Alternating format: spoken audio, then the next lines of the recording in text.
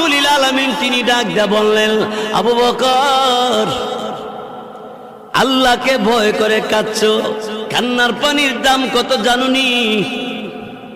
চোখের পানির দাম কত জানেননি? কঠিন কিয়ামতের ময়দানে আল্লাহ নবী জাহান্নামের পারে দাঁড়ায় দাঁড়ায় কাঁদবে আর বলবে, হে আল্লাহ, জাহান্নামের ভিতর আমার উম্মতেরা আছে, উদ্ধার কইরা দাও আল্লাহ, তাদেরকে মাফ কইরা দাও।